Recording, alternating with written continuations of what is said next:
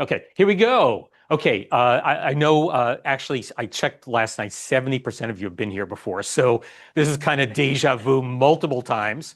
But basically, I've been doing a podcast. This is my 19th year of doing it. I started in January 2008. And I basically put out a new story every 2, 3 weeks, basically when I get to it. The latest one I just did was Aren't We Devils? It's about a guy who was on the show Truth or Consequences in 1944, I think, and it became this incredible practical joke that just went on week after week after week. And it actually, part of it took place in Holyoke, and that's one of the reasons I did this story. So anyway, I've written 3 books at this point. Not exactly. My first book, Einstein's Refrigerator, which you can see up here in the right, that one actually, as you can see, was #1 on Kindle in 2011. As I always joke, the asterisk is they were giving it away for free. So I didn't. I got 3 different screen captures, and each day things change. And one day I noticed I was selling more free, of course, than the paid, and the best-selling book was Tina Fey. And I was like, wow, I'm selling more than Tina Fey. They sold 2,000 physical copies in addition to the Kindle, so it actually was good promo. So anyway, I always like to start off with a ad from something. This is classic 1960s, 70s. Could you imagine your bathroom looking like that today, right? This is from American Home, September 1968, on page 43. It's bad enough they have the avocado green, but then they have the orange to go with it, Somehow, and I like the way it says the bold look of Kohler, right? That was very bold. Okay, this is my bathroom as it exists. Matt's been in there, and it's pink. Everything's pink. This is a 1954 bathroom, and I know that because everything's stamped 1954. The sink, the toilet, you name it. The sink on the right is gone. I just started ripping this out last week. My wife over the weekend's like, you can't take the toilet, so that's still there. But I'm working around it. So, but it is going to be within a week gone. It's served. Everyone's like, you can't get rid of this bathroom. It's kind of one of those things that went way out of style and now it's back in style, All those tiles are plastic, by the way. They are just glued on. And here we are, 70 years later, and 72 years later, and it's still good. Okay. Story #1 is from 1941.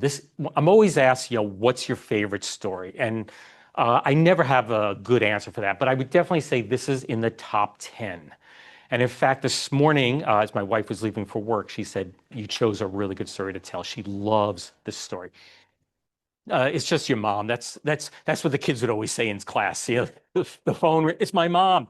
They're texting, it's my mom. And I go over, and sure enough, it was them. I'm like, what does their mom think they're doing in school? Anyway, I wrote this story. I remember very clearly where I wrote this story. My wife and I, the pandemic, things were just starting to open. Someone told us we should go visit Jim Thorpe, Pennsylvania. Okay. And has anyone ever been to Jim Thorpe? It is a beautiful town. I mean, you see it once, you don't really need to go again, but it's an old very wealthy coal mining town, beautiful mansions. And then it fell on hard times when coal mining came to a halt and they didn't have the money to rip anything down. So now it's, kind of had a resurgence since then. But it was right after the pandemic. We didn't want to really be near people. Everybody's walking around with masks, still afraid. I think we were vaccinated at this point, but we got this cabin about 10, 15 miles out of town. This is the tiniest cabin in the world. I mean, the bathroom, the shower, I couldn't even put shampoo on my head without bashing into the door. I think it was maybe 18 inches by 18 inches. It was tiny. It was smaller than a closet. It may have been a closet. Anyway, the date we're going to go back to is September 28th, 1941. Now, we all know what's coming up on December 7th. What's that? Pearl Harbor. So this is, we're 10 weeks prior to Pearl Harbor. And we're going to start in Dunstable, Massachusetts, which is right outside Lowell. And at that time, the population is around 350. I did look up the other day, the population's a little under 3,000, so still a rural community. And this particular day was incredibly sunny, Indian summer. And I was able to check the records the other day. It was 75 degrees. I mean, at the end of September, that's pretty good, right? Um, and one thing that you need to know as I'm telling the story is there was a serious drought going on, lots of, fear of fire and so on. And one other thing I learned the other day in trying to figure out the weather, I figured I'll just check a newspaper from the day.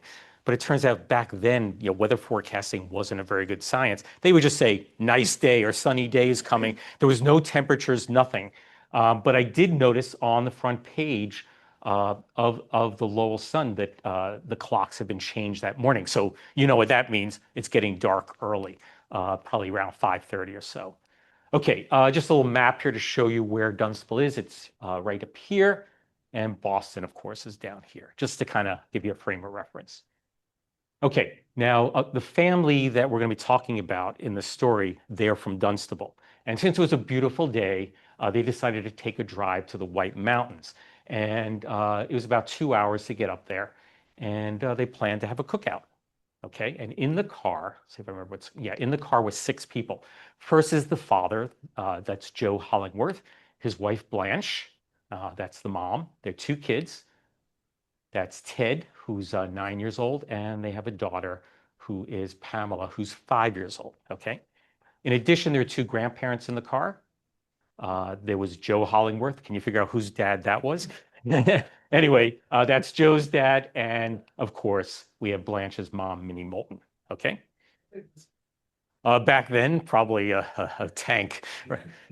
I was just telling somebody the other day, my dad purchased a Chevy Nova in like 1973. And I remember my mom having a conversation with him about how tiny that car was. And I've seen those old Chevy Novas. Every once in a while, I'm like, holy cow, that car's bigger than my car today. So, cars have really shrunk. This is basically, I just did this on Google Maps. They're down here in Dunstable, and they were headed up here. And they basically ended up in Albany, not Albany, New York, where we are, but Albany, New Hampshire. Didn't know there was another one, right? Um, there's one in Georgia, right? Right? Yeah. And California. Any others anybody know of? Okay, so there's a bit of a problem, and that was because of the drought, the public parks were restricted, which meant you couldn't have any cookouts. Obviously, they didn't want a forest fire, right? So they kept traveling, they probably went another 20 minutes or so, and they ended up at the White Ledge Campground.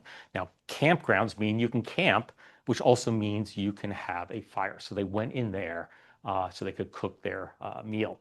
Now, the location is near a small stream. Of course, there is a drought going on, so there's not a lot of water in the stream. And of course, we're in the White Mountains. It's a very mountainous terrain. We've all gone hiking in mountains. We know not only is it mountainous, but there's lots and lots of trees, right? In fact, Mount Washington is about 20 miles away. Now, Mount Washington, of course, I think is famous for the highest wind speed. Is that right? Yeah, and not a kind, that when they show the guy on the weather, when bad weather and the guy's like holding on for dear life in the wind, that's Mount Washington. And of course we have dense forest. So here, just kind of show you, they're down here at the White Ledge Campground, and Mount Washington is right up here, just 20 miles, very short distance.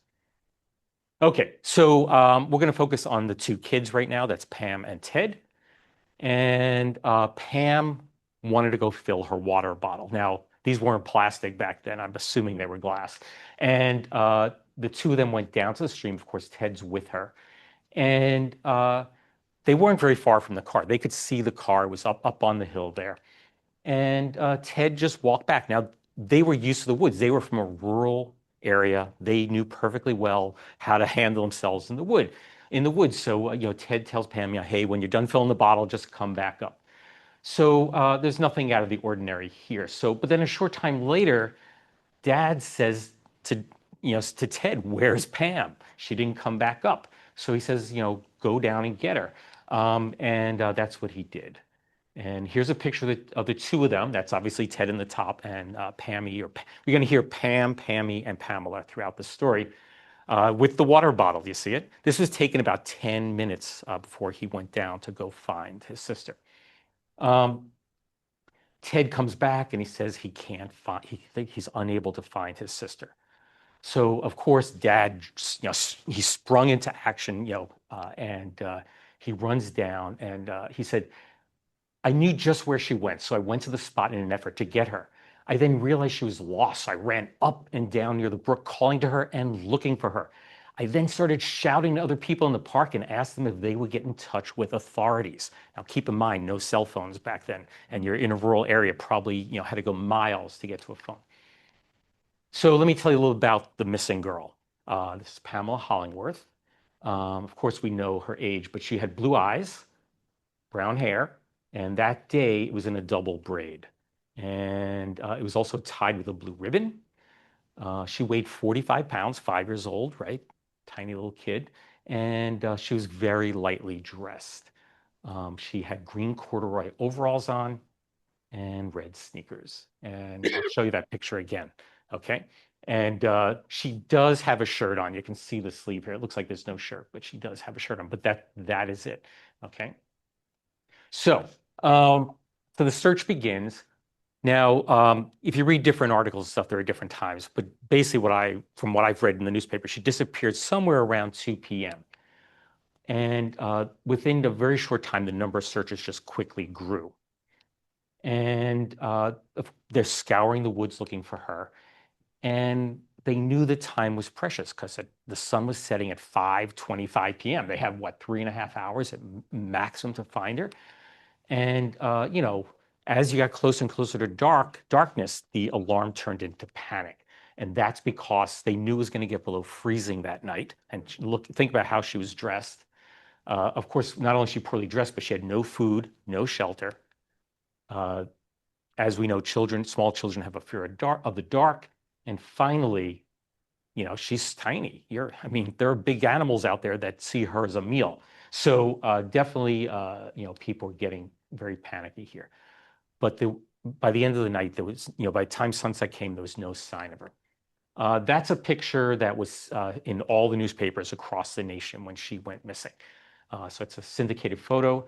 I don't know what UFS stands for. Anybody know? Like United Photos, Films? I don't know. Anyway, doesn't really matter. But anyway, so we're going to call Monday the next day, day one, okay?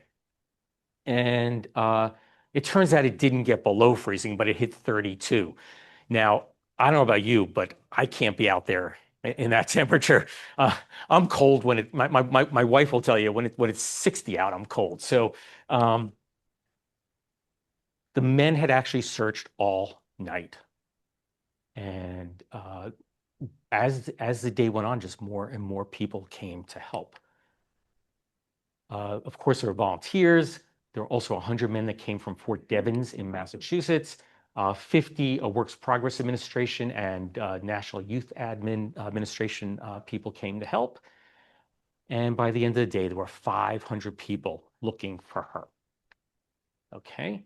What they did is they set up a base camp at the White Ledge Campground, where she had disappeared from. And I actually have a picture of that. Oh, no, that's not this. This is called a Lister bag. Really don't use them too much today. But one thing you need when you have a lot of people is fresh water. And the way these bags worked is you'd set it up, usually hanging from a tree like you see here, fill it with water, and then they have something that would sterilize it. And I don't know if you can see their little spouts at the bottom so you can get your water out of there. So that's just them setting up for the search. So we're still on day one. Joe Hollingworth, the dad, he searched all night. Can you imagine, being in that position?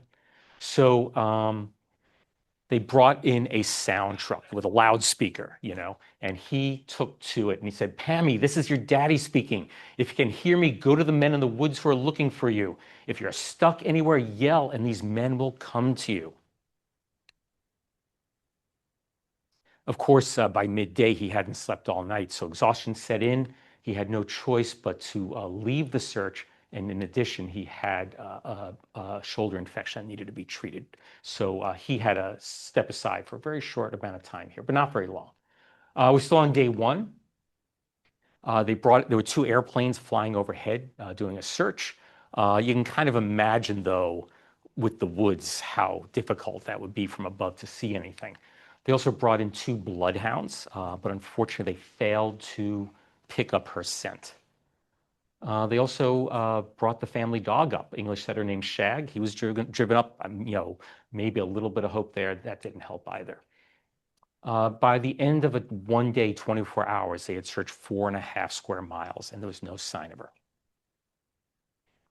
So now another concern came up, and that was she may have fallen in one of the streams. There was a stream nearby. But, after a bit, they concluded, nah, she probably didn't drown. And why would that be? Because of the weather, right? It was very dry, and therefore it was too shallow for her to drown. So they concluded that probably wasn't the case. This is the camp that they set up. Notice the tents. I'm going to show you a picture, an aerial photo later, and you'll see the same tents there. Okay, we're still on day 1, and nightfall finally comes. They planned on suspending the search for the night. It's getting dark out, but then someone spotted faint footprints along Iona Lake. That's the big lake at the bottom of the mountain there. And it appeared to be freshly made, and they were small footprints, which could have, of course, been by a child. They followed them for a quarter of a mile, but unfortunately, they disappeared. So that was the only clue they had. So they just kind of relocated the search area. Let me go back there. So here's the campground over here, and here's the lake right here. You can see it's basically, it's a little parking lot. This is a modern day picture, obviously, and that's the lake. She's basically, disappeared somewhere in here. Okay, so let's move on to day 2. There are a lot of twists and turns in this story. Anyone who's come to my talks know that I don't. There's something about everything, right? So here we have early in the morning. It turns out the search team reports back that they heard the cry of a small child, and they thought maybe it was mommy, but no one was really sure. But they searched, and there was no sign of Pam. They concluded it was either a wild animal or maybe a large bird or something that was making the sound. But as you know, it was the best lead they had, so they changed their search, they shifted their search to that area to see if there's anything to that. Okay, still on day 2. Blanche, the mom, she's staying in a tourist lodge in Conway, which is basically the next town over. And Joe, of course, the dad, returns to the search. He gets back in the sound truck and he says, Pammy, this is your daddy calling. Don't be afraid, Pam. Don't be afraid. And this is just to show you where mom was. This is the campground here. This is Conway over here. So later in the day, there's a glimmer of hope. And they see a new set of footprints along. I thought he was leaving on me. I was like, he's only my brother-in-law, yeah. Anyway, so later in the days of Glimmer of Hope, they found a new set of footprints along Iona Lake. And here's a quote from the mom, Blanche. Perhaps it's forlorn hope, but both my husband and I are still trying to be optimistic. It's been pretty cold in the woods since Pammy got lost Sunday, but the weather hasn't been too bad. Maybe they're just trying to cheer me up, but the leaders of the search say they're confident she'll be found alive. Okay, so here we are still on day 2. And but of course, mom is very hopeful, but the searchers, of course, are, they're starting to realize something's really wrong here. And it reached 24 degrees that night. So here's a quote from Deputy Sheriff Herbert Taylor. Your guess is as good as mine, but it seems almost impossible that she hasn't died of exposure. The men that worked during the night almost froze, and all of them were warmly dressed and wore heavy jackets. The little girl only had overalls and sneakers on. Okay, Wednesday. So it's a very frigid start to the day. 20 degrees now out. Rain had drenched the region. Now, of course, we're in a drought, but eventually it does rain, and there's a lot of rain over this search. And there was a new concern that came up, and that was kidnapping. As I said, there's lots of twists and turns to start. And a woman reported seeing a young girl wandering on the road near the picnic area several days earlier, basically just right up the road from the campground.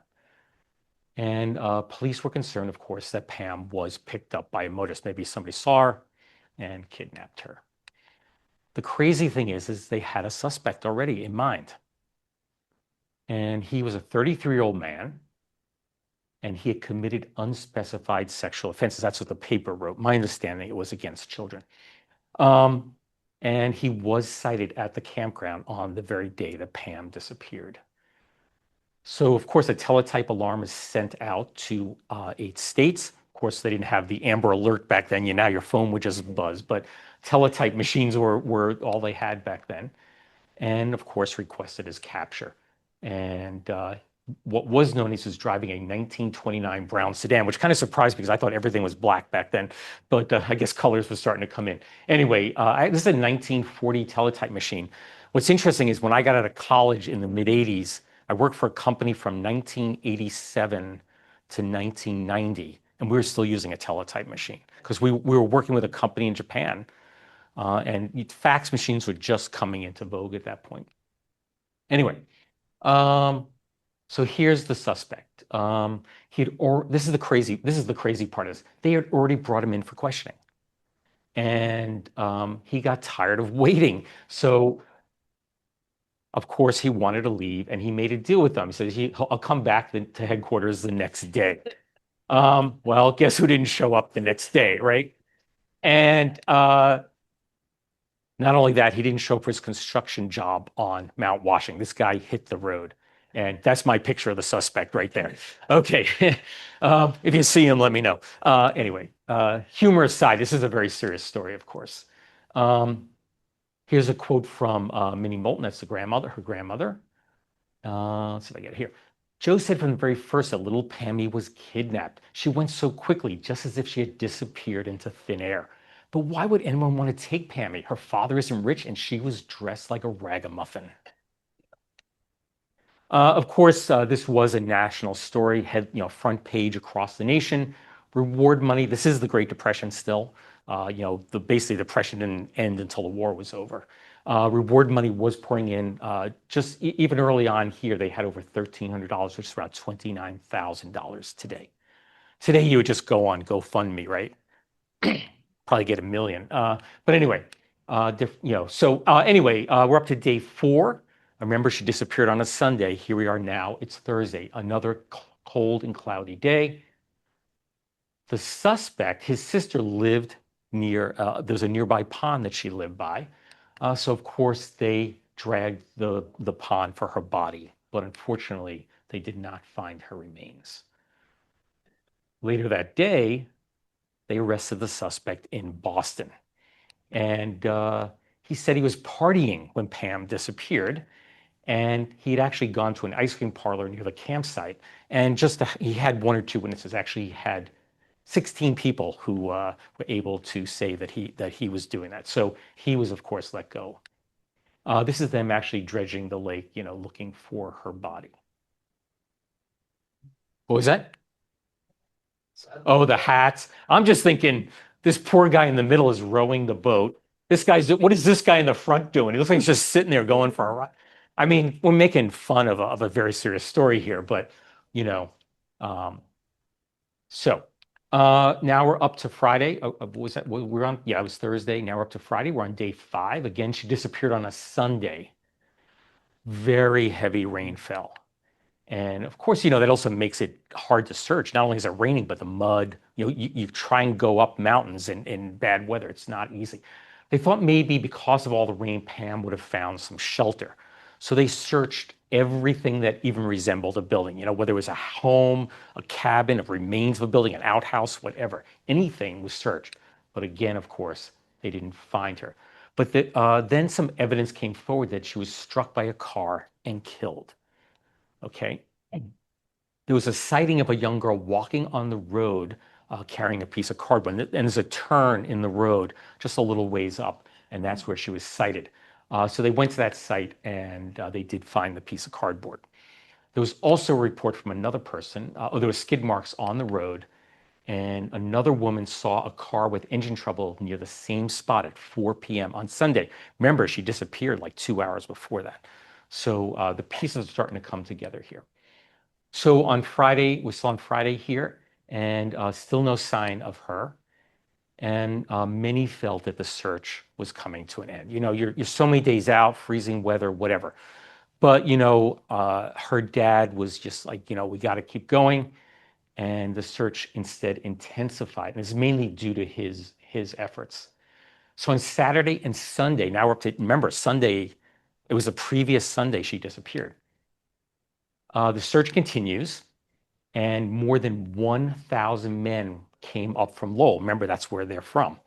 So 2 hours away, all her dad was a big part of the community. They all decided to come up and assist.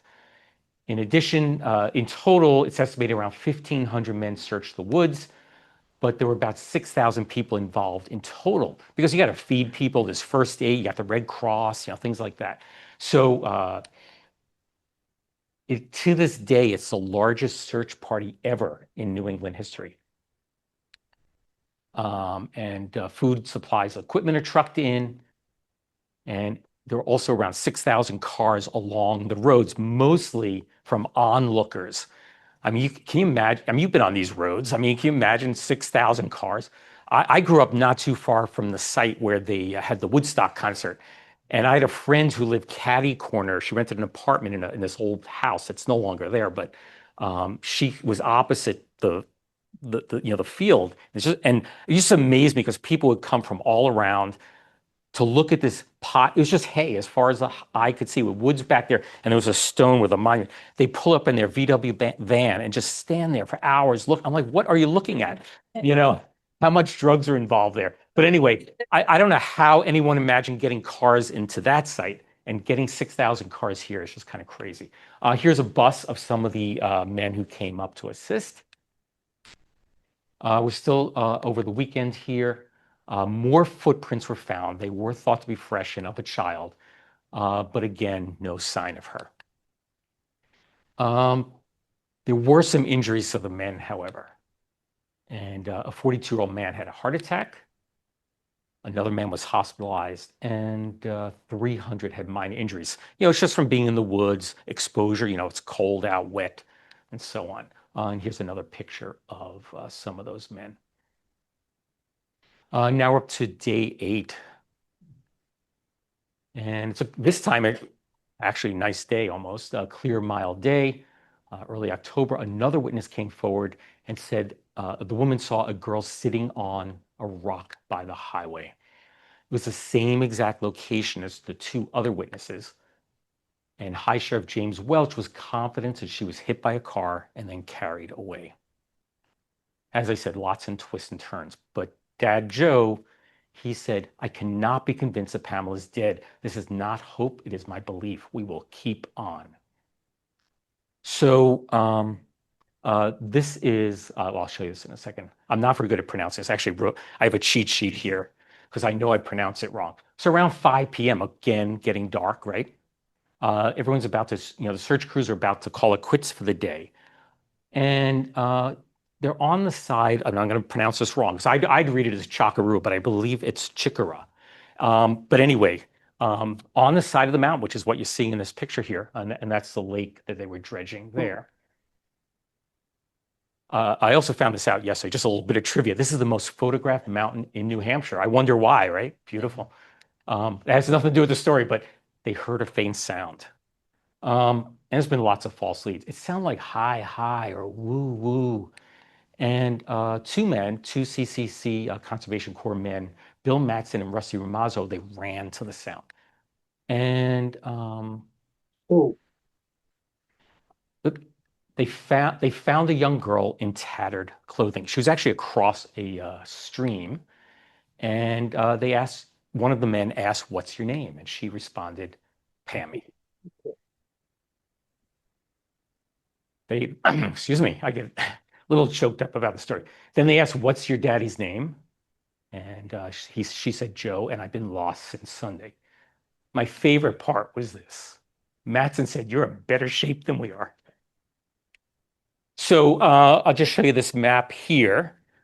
This is from, I think, the Boston Globe. I might be wrong on that. But anyway, she disappeared here and they found her up here. And here's, of course, the lake. And here's where she's reported on the side of the road. Okay. So, of course, all through the camp, they radio back and say she's been found. Celebration. I don't think the father was there at the time. I'd need to check on that. But they finally got the father. He wanted to speak to his daughter. And the first thing she asks is like, where have you been? So a Jeep takes the dad part way up. Obviously, can't drive up the mountain to her. So they go as far as they can in the Jeep. He then hoofs it up the trail to get her, brings her back down, and they get in the Jeep and they go back to the base camp. This is one of my favorite quotes. Now, this is a girl who's been lost in the woods for 8 days, right? This is fun. It's fun riding in a Jeep car, Daddy. Where are we going? Where is Mommy? Where is Teddy? Okay. And here's Teddy at home eating his breakfast, and it says Pamela found safe. So just going to go over the computer here for a sec. See if I can get this to work. I'm doing this wrong. Hold on a sec. And there we go. Is your microphone on? Yes, Okay. Why don't you tell everybody who you are? I'm Teddy. I was the last person with her when she disappeared. So I can tell you a little bit about that time. Hope everybody can hear me. Oh, yes, definitely. Okay.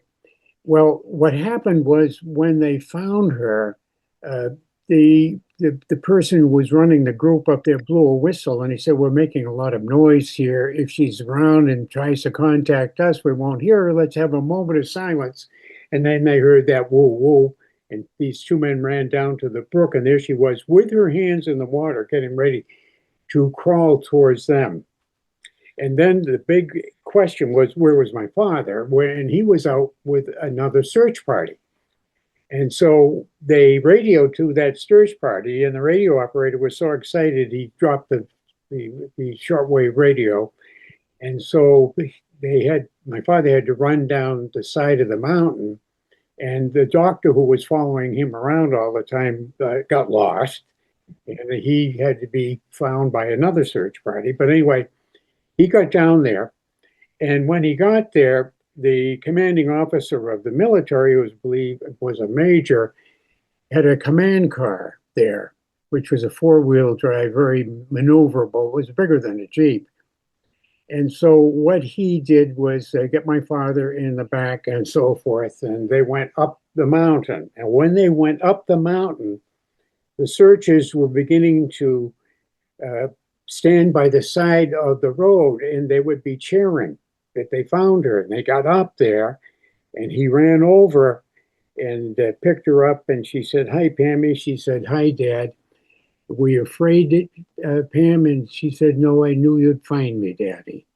Oh. That's when he felt all the horror was gone. I remember him telling me that was the moment he felt we're going to be okay. So I just want to say that I recorded this story, and it was actually the most popular story I did that year. And then I guess about 2 years later, I got an email from your daughter, right? Yes. Tori, right? And Yes. when I was staying in that cabin, that picture I showed everyone, the internet connection was really, really bad. And I kept getting internet, couldn't get it. And eventually I got to a point where I found out she wasn't alive anymore. And that was, as an adult, she had passed away. And I was kind of saddened because I thought maybe she was still around. And then 2 years later, I get an email from his daughter, like, well, Ted's still alive. And we then recorded a podcast together as a kind of follow up to this. So Ted, I have a bunch of questions we'll ask you, and then maybe the people can ask their own questions. Okay, you ready? Sure. Okay, so I thought we'd go way back to the beginning. I know you guys were used to the woods. Can you just describe what it was like going down to the stream and what was going on? I mean, it was just kind of normal for you guys, right? Very. We were both living in Dunstable at that time. Our nearest neighbor was a quarter of a mile away.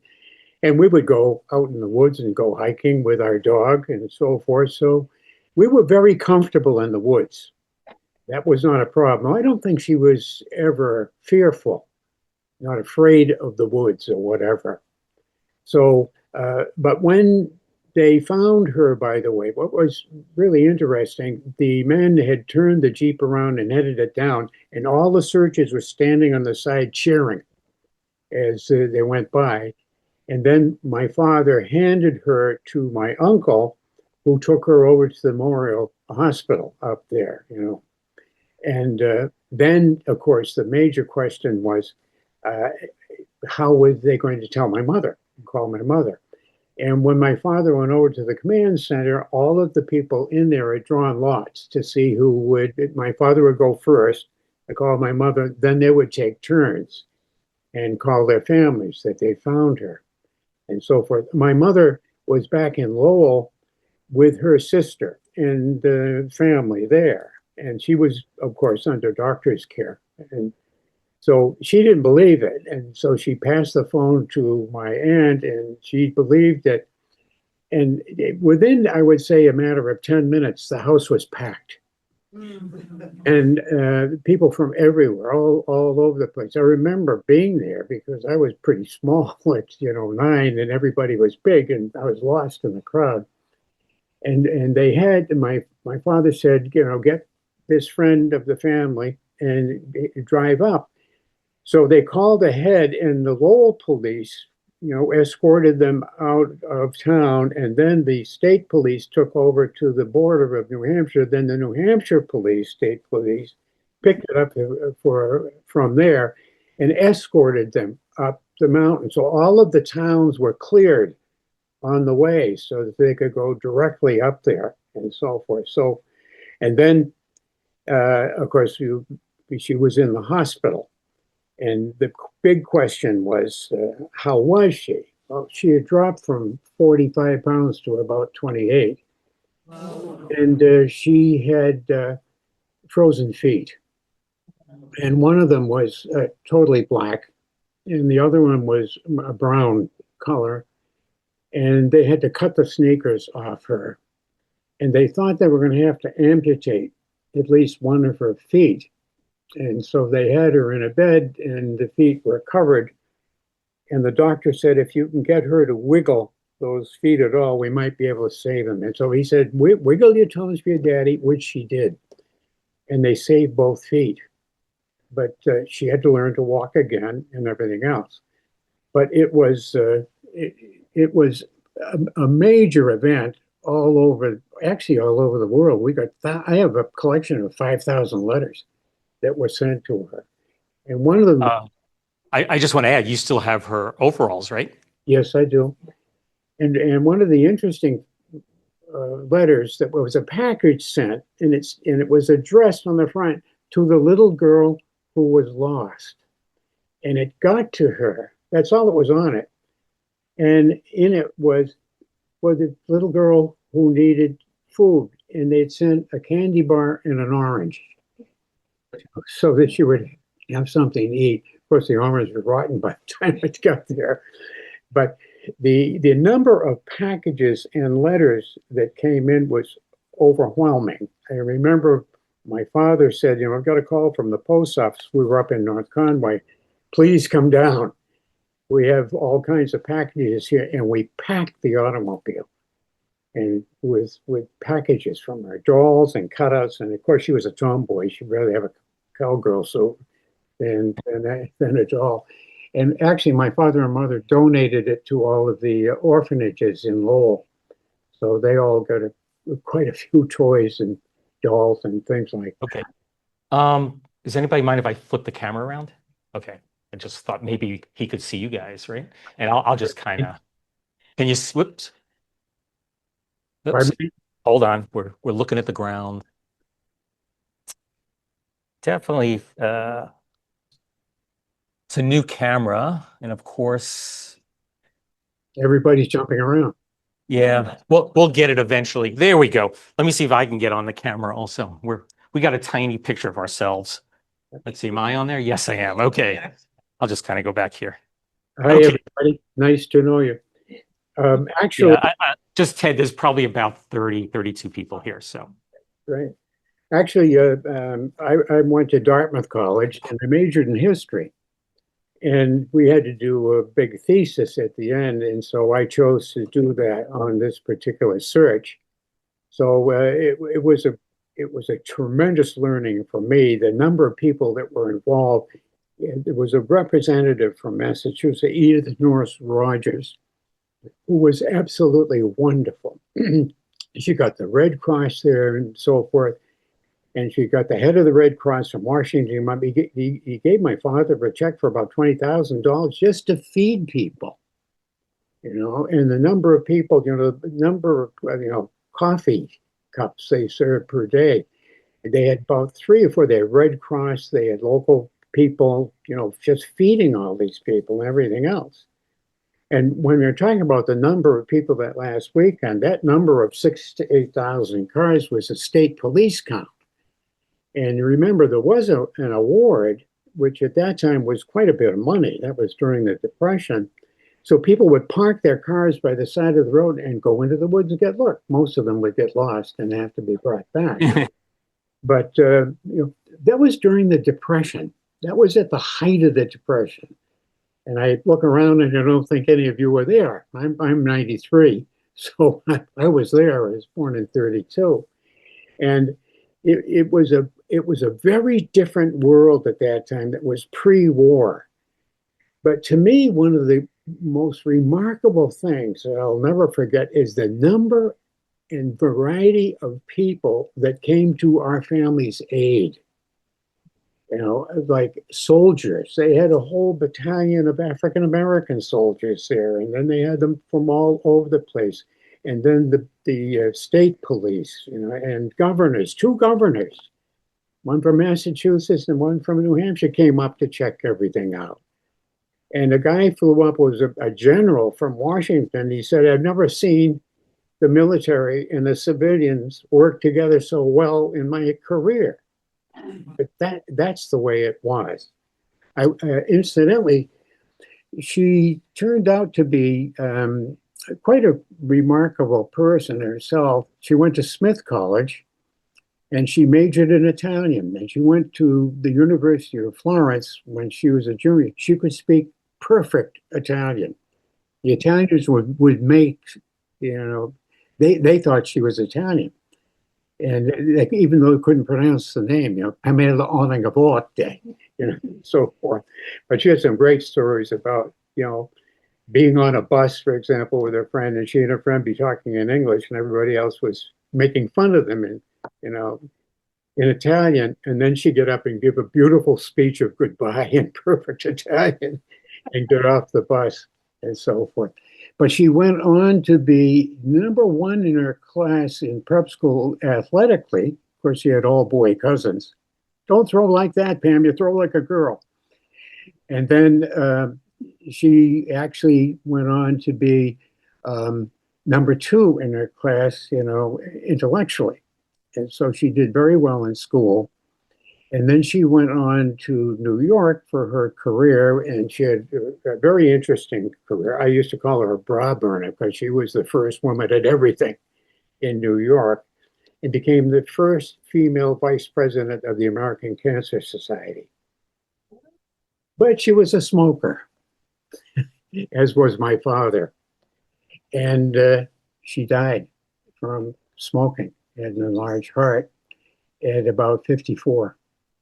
And my father died at 56 because he was a smoker. If you know anything about that area, everybody smoked. So, but she was a remarkable person all through her life. She worked for the UN, did a lot of work for them. She was as bilingual. She would be a partner of the head of the UN, who we knew. And because she was, again, bilingual, so she was a hostess and everything else. She lived life to the fullest all the way through.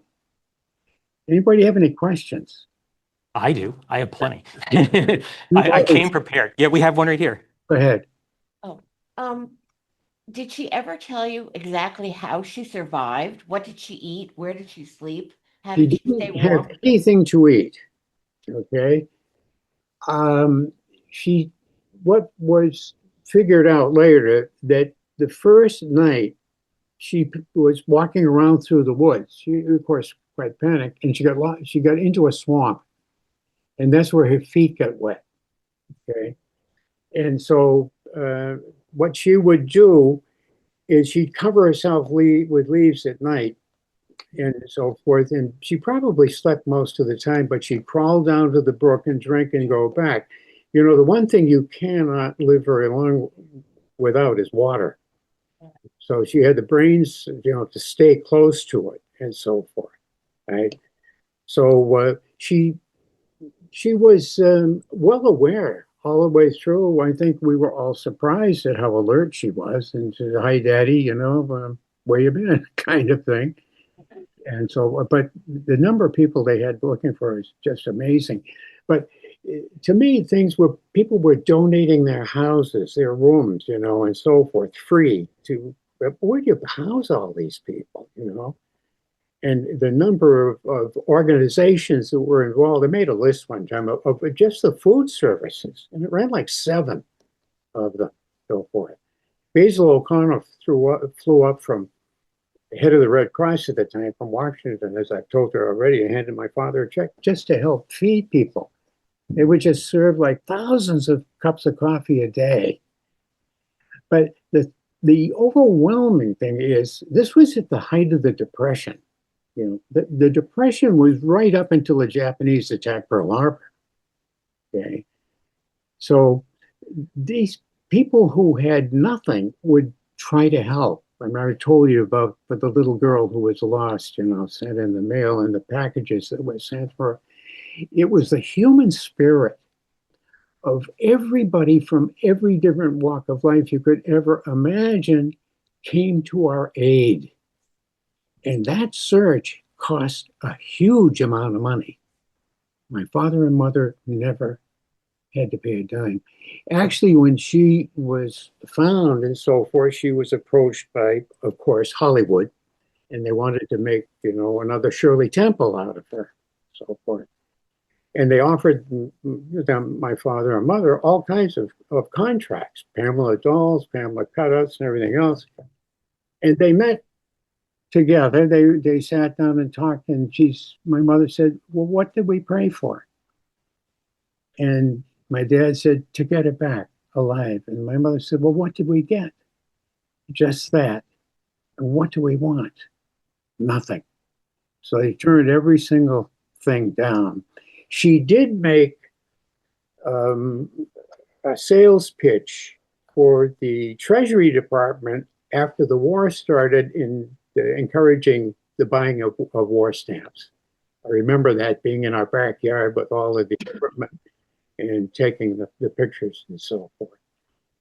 But again, the only thing that knocked that off the front page for across the country was the Japanese attack on Pearl Harbor, which ironically helped the family because it took the spotlight off her, and we could live rather normally. I'm going to tell you what I think is a fascinating story. If anybody remembers back then, there was a cowboy named Gene Autry. Okay? Gene Autry was extremely well known as a singer. He was in movies and everything else. My father got a telephone call from Hollywood one day, and they said, he said, "Hi, this is Gene Autry." And my father thought, "This is a hoax." And he said, "I would love to meet the little girl who was lost. And I'd like to fly to, Boston and meet you in Dunstable and see her." Well, my father thought it was a publicity stunt. So he said, "Okay." So they flew in, and he met with Gene Autry and Jimmy Wakely, who was just about as well known as he was. And they met, and my father drove all around the back roads to see if there were any reporters following, and there weren't. So they pulled into the yard. I remember it. I was there. And he got out he and with Jimmy Wakely, and they brought some gifts. They brought the guitars, and so they came in the house. And we were sitting in the living room there, and she popped right up next to Gene, and he said, "Would you like me to sing a song?" And she said, "Yes." "Which one?" She said, "You Are My Sunshine." "Okay, well, you sing with me." And they did.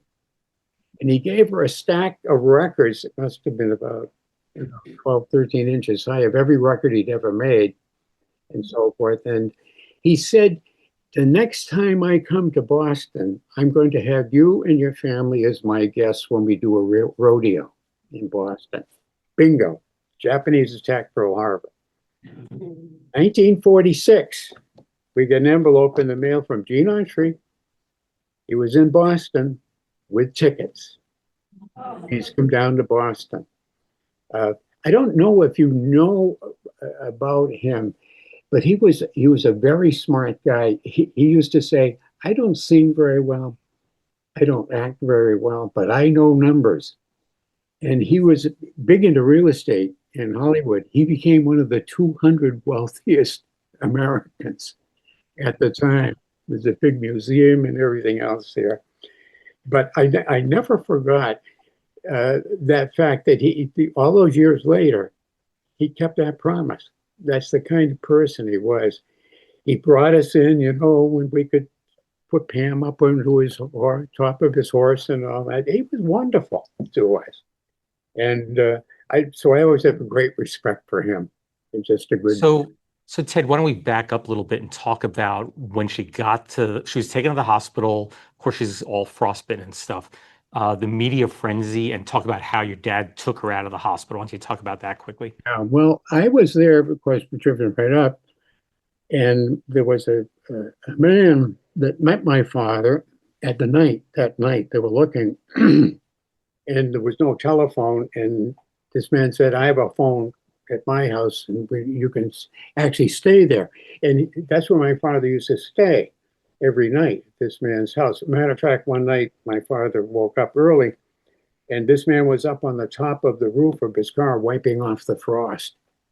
So my father wouldn't be upset when he got up and looked out, could see the frost on the car. And so they took care of my father, and actually remember, right, I stayed at that house too. But the media showed up on the front lawn. It was at night. It was packed. I mean, you couldn't believe it. There'd probably be 50, 60 media people there. And they demanded to be able to go in and interview her. And my father was not somebody to reckon with. And he said, "Absolutely not. But I'll tell you what we'll do. You can elect one person that can go in and take one picture. And that must be distributed to everybody." And I remember the guy's name was Abe Fox. And he came in and took that single picture of her in the bed that was ever taken during that time. But they were going to say if they didn't do it, they were going to claim it was a hoax and they lost her on purpose for the money. That's their threat, and so forth. Well, we know what the media is like today. They've never actually changed much from that.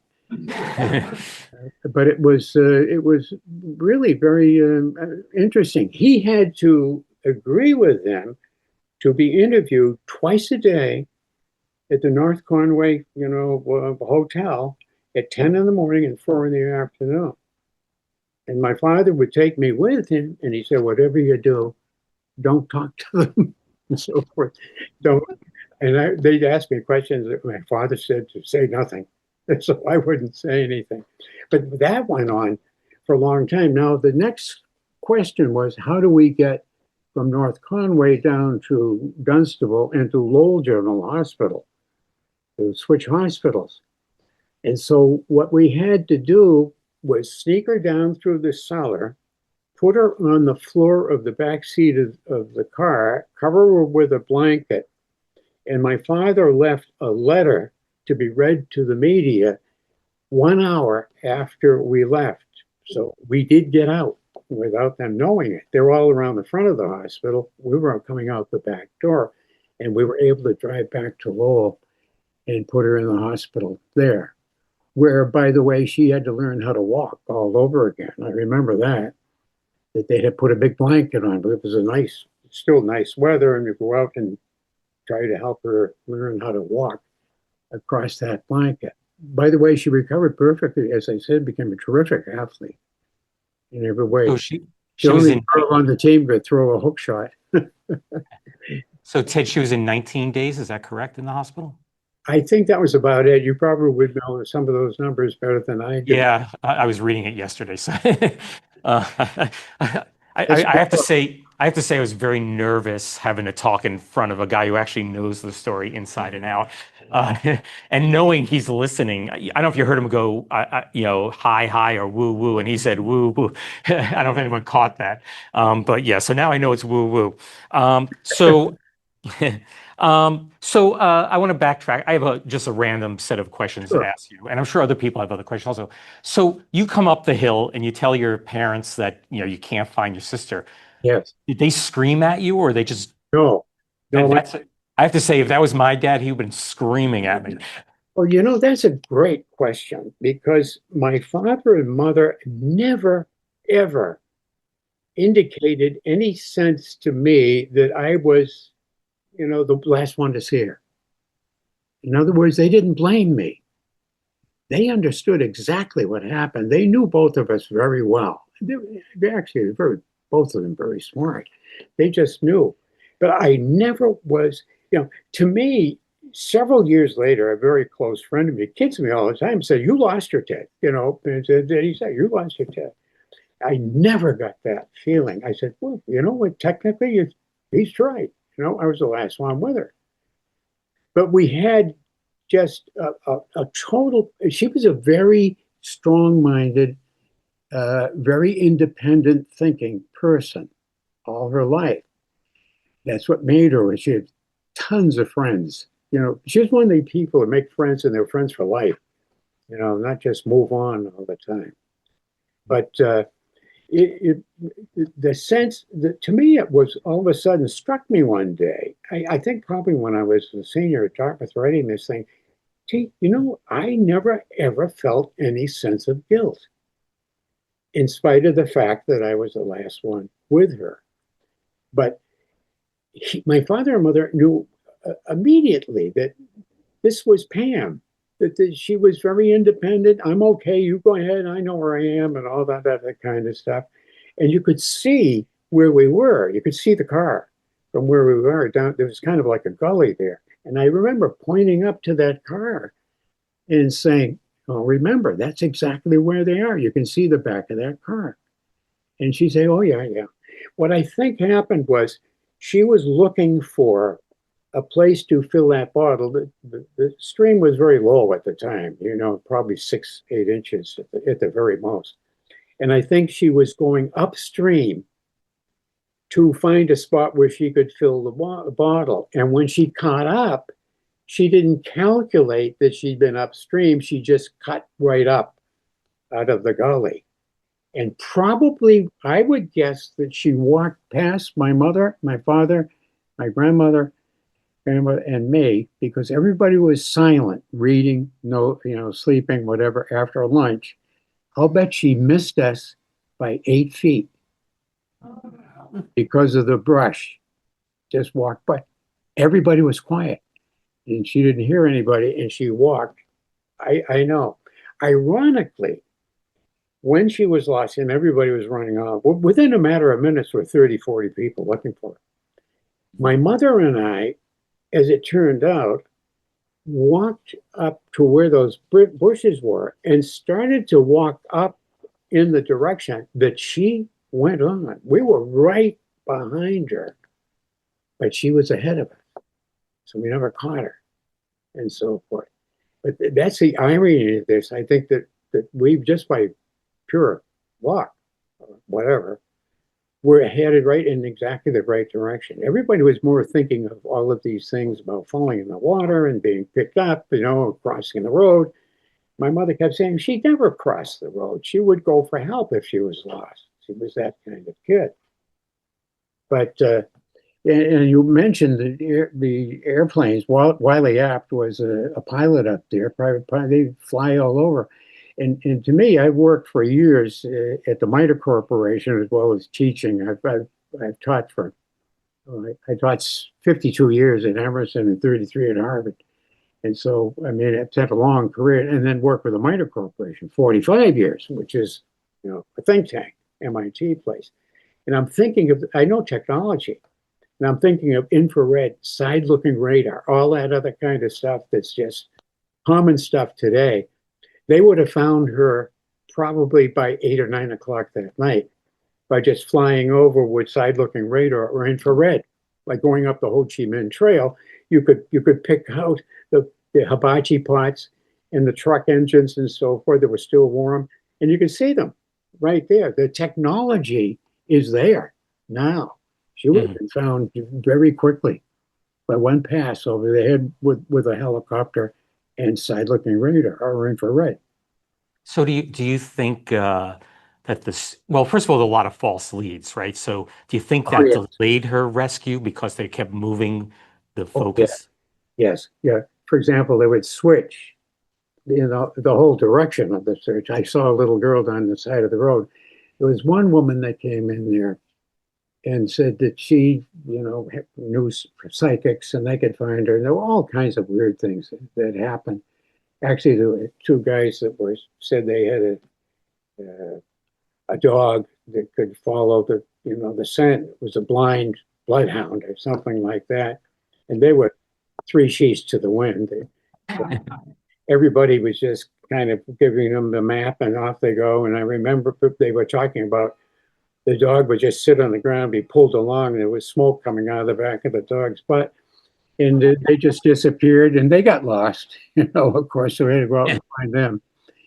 There were some very, there's always humor, even no matter how serious things are. So it's kind of funny stories that you look back on now when you laugh. You probably wouldn't laugh too much at the particular time. So do you think they actually searched the area where they found her and they just somehow overlooked her, or did they? I think they were close. Yeah. It's a great question, and I think they were close. But there's a little girl who is not had any food, and is probably very weak, and covering herself with leaves, and so forth like that. I wouldn't be surprised if they walked within feet. The woods were so thick up there, they would send a mile of men within touch of each other up through the woods at a time. And they would hit sections that were so thick they couldn't get through. And they were finding traps that trappers who had died probably decades before, and the traps were lost, they find them in the woods. That's how thoroughly they were looking too. Mm-hmm. So we'd run across stuff. And incidentally, people way over on the other side of the mountain said, "What the heck is going on?" All the animals are running through their woods to escape. All these people, the bear, and I don't know if they had any wolves or anything like that, but these animals were just running through their yards because what the heck is going on? There are 6,000 or 8,000 people in the woods over there. Let's get out of here. So this just popped in my head. I'm sure you've returned there over the years. Have you been back to that spot? Yes. As a matter of fact, one of the great ironies of life, my cousin and his wife became, they met up skiing up there and around that area and spent their life in North Conway. And actually, their son now is the head of the Bruins Foundation in Boston and so forth. So again, my cousin would tell me that would be people come in to their one of their businesses they had there, and they would say, "How is the Hollingworth family? How is Pamela Hollingworth?" And there were people that had been involved in that particular search. The guy that provided the house and so forth for my mother and dad up there, even their son would. Every time he came and he saw my cousin, he'd say, how's the Hollingworth family doing? it made a great impression on a lot of people up there. Anybody have questions? I have a few more, but yeah. Did she ever encounter any of the wild animals? Did you hear what he said? Yes, and the answer is no. And she had no contact with wild animals at all. I think without any question at all, any wild animal would say, "What is going on here? I'm out of here." Here are all of these, human beings all over the place, all night, sound trucks. They had those big spotlights they use, during the war to, pick up bombers coming in over Berlin and everything. They had those up there too. They were using every kind of thing you could imagine. So you can imagine if you were any kind of a creature living in that area, you say, I got to get out of here. Even if you're a bear, you're going to get out of it. So one thing we've discussed a couple of times is your dad's role in this. Why don't you just quickly, talk about that? Well, my father is deceased. He was the son of an immigrant. He graduated from Lowell High School in 2 years. He was 15 when he graduated. He was offered a full scholarship to Harvard. And his mother said, your father just fell off a ladder. We need the money. You can't go to Harvard. And I only learned last year that my uncle, his brother, said it's the only time I ever saw him cry, and so forth. So we went out and got a job in a company as an office boy. And 10 years later, he owned 10% of the company. Then he went on to become the president of the company. And then he went on to become an advisor to Eisenhower after the war and providing housing for the troops that came back. He probably rose to the top of his field in the country. So you said to me that he was basically the hero in this story. Oh, yeah, without any question. He never gave up, as you can tell. And his personality and his strength. And what happened was when they were getting more and more depressed, that there's no way she could be alive, no way. And this was about 5-6 days in.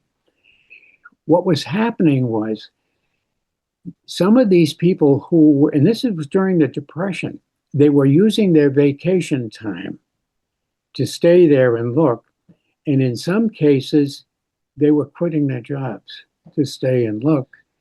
And in many cases, what they were doing is taking the military tents and putting wooden floors in and heating units in case they had to wait through the winter. That was the dedication of this group. And without any question, it was because of the leadership of my father. And I've told Steve before, having gone through this case so many times and interviewing him and then reading it and what other people were saying in the news accounts, I said that he was the hero without any question throughout this whole thing. He kept people, and people were saying, I'm going to stick with Joe. I'm going to stay with Joe. We're all, and as Steve pointed out, these people like Sheriffson saying, no, she's dead. One guy came to my father and said, I've got some good cadaver dogs. They're great at smelling human flesh, so why don't we go take them out there? And he said, I feel sorry for you. He said, she's alive and we're going to find her. So we have a question here. Hold on. Let me get close. So you're picked up by the microphone. Okay. No, I just want to know if you are a religious family. I would say yes. Oh, sorry.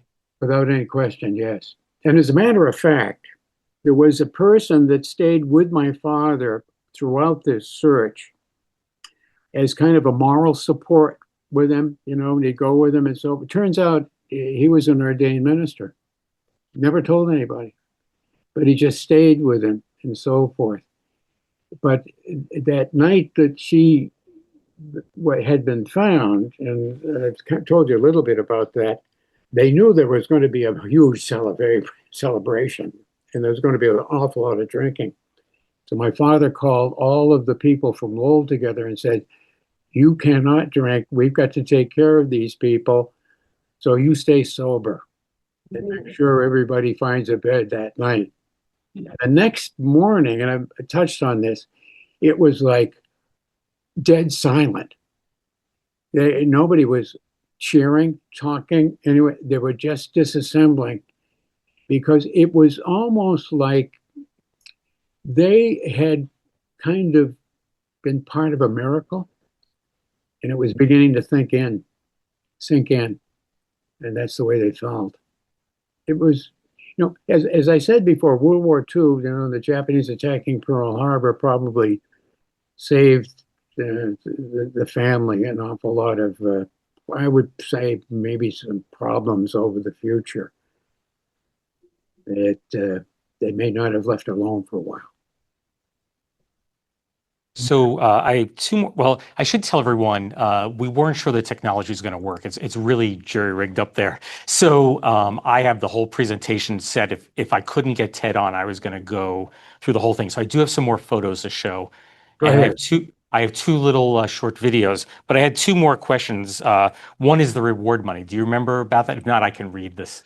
Yes, stat. I've got that in my thesis in some detail, but they had to split it up between that group that found her. Yeah, I wrote down about 86, 87 men. Yes, And the two people who actually, Matson and Rumazzo, yes. they got $25 each, which is around $550 today. I think it's very smart you pointed out the value of the dollar. This isn't a depression. That was a 12 and a half year depression. People were poor. Yeah, I can remember my wife's grandfather talking about a farm that they had here in Massachusetts, and they would have young men come by and said, I'll work for you all day if you just let me sleep in your barn tonight. And, I just think, I've lived a long time and I think, thank goodness I remember this because I look around today and look at these kids today and these adults, they have no idea what people went through all that period. I Yeah, have a question. sure. Question here. Did your sister ever hear your father on those sound trucks? Did she mention if she heard him? She never mentioned it, so to me, I'm saying probably not. She may have been asleep. But they were allowed. And actually, that's kind of an interesting point, the question there, because imagine this. You're in the middle of the night, it's pitch black, you're in your bunk in one of those tents that have been set up, you're one of the searchers, and all you can hear is my father, on the loudspeaker going through the woods calling out for her. I mean, there were a lot of shall we say, non-dry eyes during this whole process. It was just unbelievable, very emotional at that time. So normally we take a break. You guys want to just see the videos or you want a break? Okay. Oh, you don't.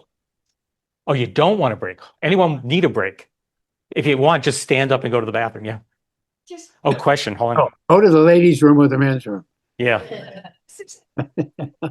We can't have you leave us without just saying how amazing you are. Say that again. My wife's standing here with me.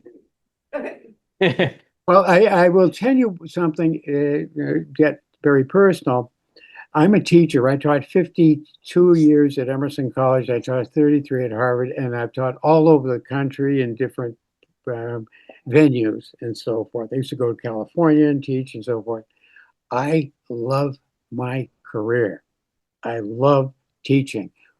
The only reason that I'm not in Boston or Cambridge right now teaching is because of COVID.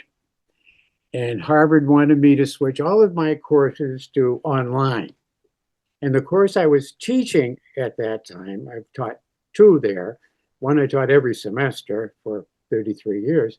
And one was on perfecting American English. Okay, and because actually I'm a speech teacher and so forth, I know a lot about it. And I was just thinking that they wanted to put that online, and I said, that won't work. trying to help somebody with a lateral lisp, or regional dialect, or, all of that kind of stuff. You needed to see them face to face. And the class couldn't be as big as my normal one would be. There are about 80, 90 students. I had to keep them down under like 15 because it was so much one-on-one work. But it was fascinating to have these people from all over. Like I'm online, once or twice a month with one of my favorite students from the Congo. He's Congolese, and he lived in the jungles for 5 years with a tribe to understand their language and to try to talk them out of killing the lowland gorillas because they were either killing them for fear or for jungle meat.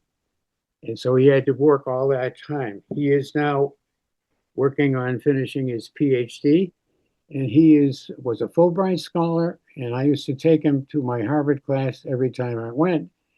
And he was just a wonderful man. I have another one from Singapore and so forth. I'm very, very fortunate to have some wonderful students that still keep in touch with me. And they keep me apprised of what's happening where they are. So, Ted, do you need to take a break? I never need to take a break when it comes to teaching. Oh, okay. So what we're going to block your face out for a bit, and I'll just show the pictures that I have. It's part of the presentation. So I'll just click through the points I was going to make because he's made them all. As I said, I had no idea this was going to work. I told Ted yesterday, if I can't get him on the screen, basically I was just going to tell the whole story by myself. Yeah. Just one last question, Ted. Was Pam ever able to thank all the people involved? That's a great question. How did it impact her? And I will say that other than a couple of scars on her feet and so forth, she didn't have any problem. Now, could she thank everybody? Well, I probably, there was spread. You remember the war hit, and everybody went in different directions at that time. All of, one of the sad things I think of, how many of those men that worked so hard to find her made it through the war, because these would have been the leading men that were brought in after Pearl Harbor and so forth. How many of them survived, actually, that thing? She was interviewed several times over the years, like a 20-year interview, 25-year interview, this kind of thing. And I think that my father, and he thanked everybody in her behalf. She was just 5, but he spoke for her and for all of us. And he was very articulate. He could do it. So I think they felt it. My feeling is they did, really. They wrote wonderful letters and reviews, and everything was great. It was a great example of how wonderful human beings can be and help each other when there's a need. Never forget that. Anyone else? Ted's going to be able to talk. I told him don't say a word. I didn't want anyone to know that he was behind the presentation. So anyway, but now I'm going to show you that, and he can say anything he wants now. So Ted, feel free to offer comments and stuff as I'm going through this. Everybody good? Okay. So let me see. Again, this is all jury rigged. Let's see here. I want to share this. Let's see, slideshow. Let me just say quickly to everybody, Yeah, sure. thank you very much for your interest in this story. I'm very flattered and touched that you would come, because this is not just a talk, as I said, about my sister. This is a story of human beings at their best. Don't forget that. We need that.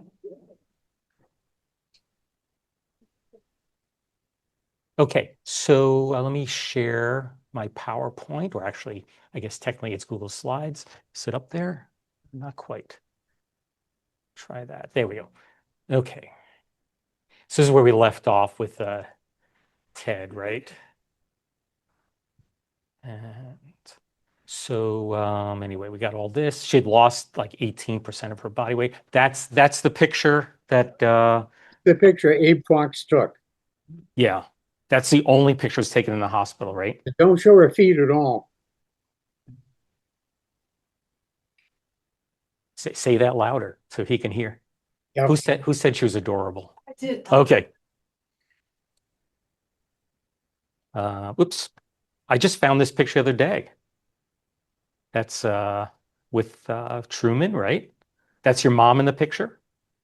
No, I don't know what that picture is at all. It said it's your sister and your mom with him. No, that's not my mother. That's not. Is that your sister? Yep. No, that's not her. Okay, then I got well, you know what that means? You know what that means is the Truman Library doesn't know what they're doing because that's where I got these from. Because I just did a search yesterday for more pictures, and this one I have another one that clearly is not your sister either. This is an imposter. Okay. That is Harry Truman, by the way, though. Yeah, that is Harry. Good point. Okay. Anyway, we talked about the reward money. Is that your dad in the center? Yes. Okay, we got one right. Okay. Yeah, so do you well, the trooper is obviously on the end there, but do you know any of those guys or No. no? Okay. Oops. Is that the hospital in North Conway? This is, I think, a few years before she was taken there. Yes. Yeah. I checked. I don't think that building still exists. By the way, this is the quote this is what your father left, right? The message, dear press, sorry to do this, but Mrs. Hollingworth and I agree with the doctor that this is the best way to do this for Pam's sake. If it was your kid, you do the same, Joe Hollingworth. That's right.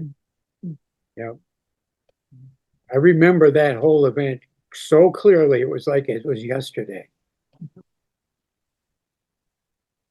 These are just some of the things. She was public relations exec at Lane Bryant, Yep. right? First female. No, continue. Did you want to say something, Ted?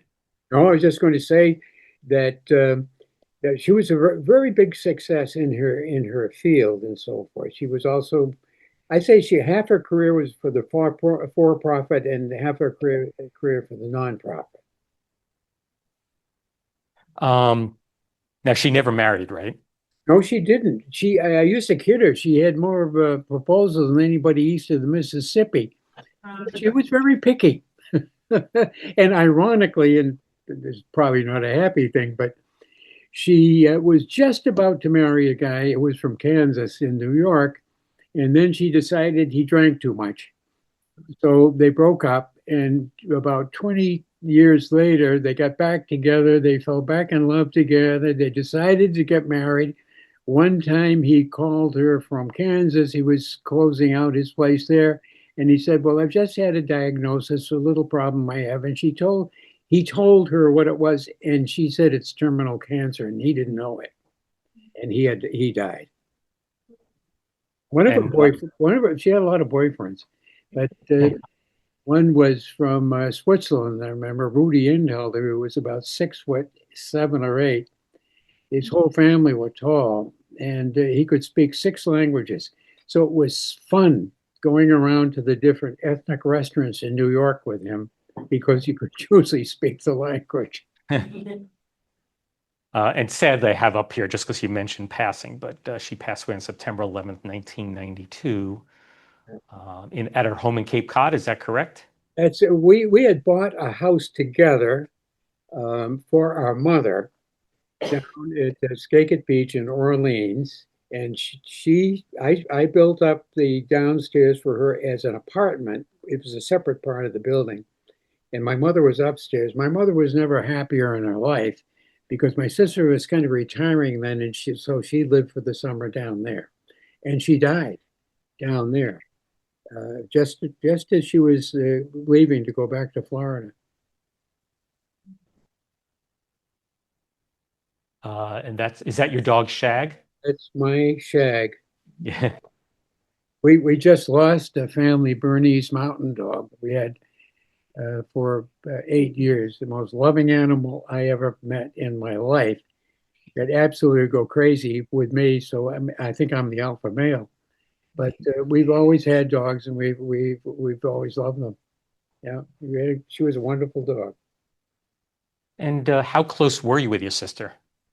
I would say very close. We got much closer when she went to Smith and could introduce me to all these young ladies. She she was very much a part of the family. We lived in an area where we had a lot of neighbors, and we had boys and girls, and we always had the girls play with sports with us. Every one of the girls turned out to be a captain of a team. It was interesting. But we did a lot of things together. She was 4 years younger than I was at the time, but we always got along great, very, very, very well. The biggest problem she had was trying to get me to New York because I wasn't wild about New York. I said, I don't go down there unless I get paid. But Yeah. we'd go down once in a while, and she was great. She really liked New York. So here's another picture that's not her. It's not- no, that isn't her at all. Yeah.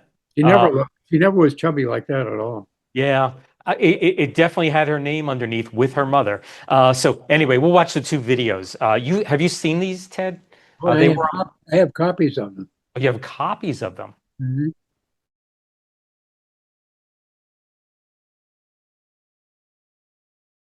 My Okay. father is taking more kidding from the family. It was well worth the effort. Every time he saw my aunt, she'd say, well worth the effort. I mean, it was really very funny. Let me switch back here. So we're supposed to go to about 11:30, but certainly not enough time for another story. Is everybody okay stopping here? Does anybody have any more questions for Ted? I want to know where in Orleans house was. Did you hear that? Where in Orleans the house was? Okay, on Skakit Beach, Do you know? Cape Cod, Skakit Beach, Orleans, on the bay side.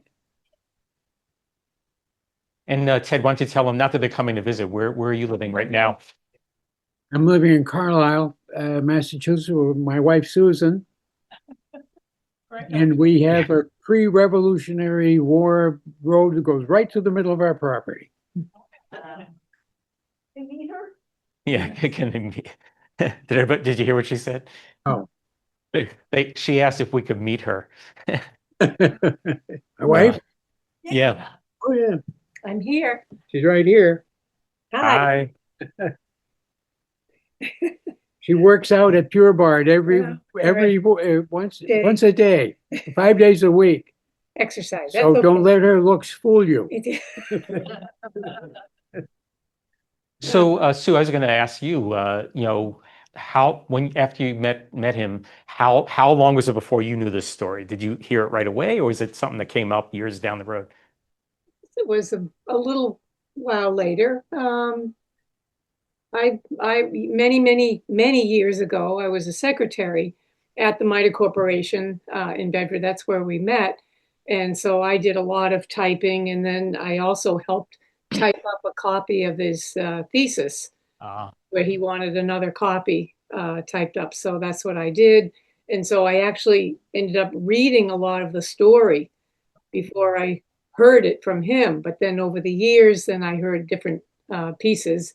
And it really is an amazing story. Yeah. And his sister was terrific. I knew her very well, and she was a character. But we all miss her. She had more friends than anybody ever knew. When she made friends, they were for life. Yeah. And when we were at the Cape, she always had somebody as a visitor there. She would meet every morning upstairs with my mother. We could hear that screen door going before she went to town to get a copy of the New York Times and read it cover to cover. And then we'd fight over the crossword. Anybody have anything they want to say? Okay. Well, I think we're going to end it there. Ted, I just want to thank you for spending so much time with us. I'm glad this worked out. Thank you very much, everybody. Yeah, I'm that's great. always, on behalf of my family, and I think it's a wonderful story, and I'm delighted to be able to share it with you because, I mean, it's heartwarming. It really is. You have no idea the people and how wonderful they were to us at that extreme time. It was unbelievable. Yes. Okay. I guess we'll sign off there and I'm going to let them go. But again, I'll talk to you shortly. Bye. Bye. Bye-bye. Goodbye, everybody, and thank you very much. Thank you.